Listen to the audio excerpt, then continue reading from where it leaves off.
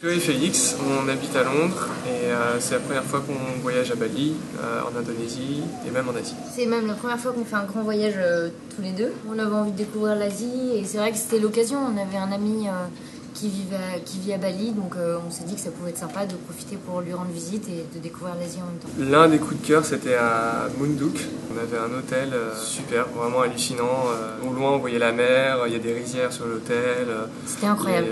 On a beaucoup aimé aussi Gunung Kawi. C'est un temple magnifique. Ce qui nous a beaucoup plu dans ce temple, c'est que c'était en pleine nature. Il y avait une petite balade pour y aller. Les nuits chez l'habitant.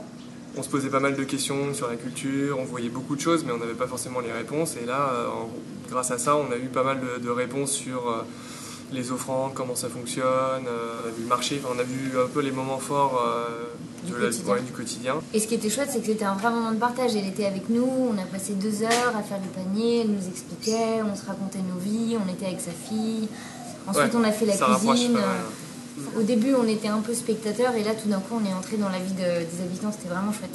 On a fini ce séjour les quelques derniers jours sur les Gili et à Lombok. Plein de soleil, du beau sable, on a fait du snorkeling et du coup, là, on a pris au début des bons coups de soleil qu'on a transformés brillamment en bronzage.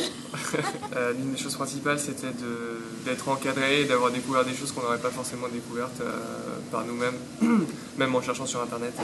Par exemple, la famille ou alors l'hôtel à Munduk.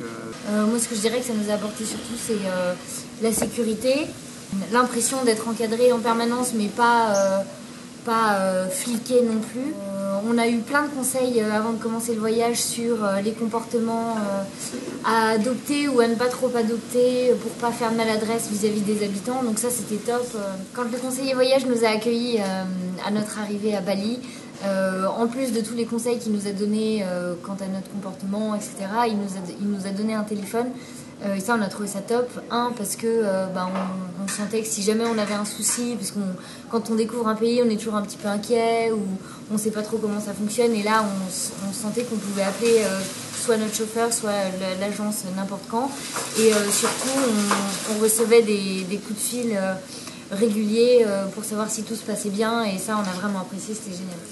Ouais, un vrai suivi.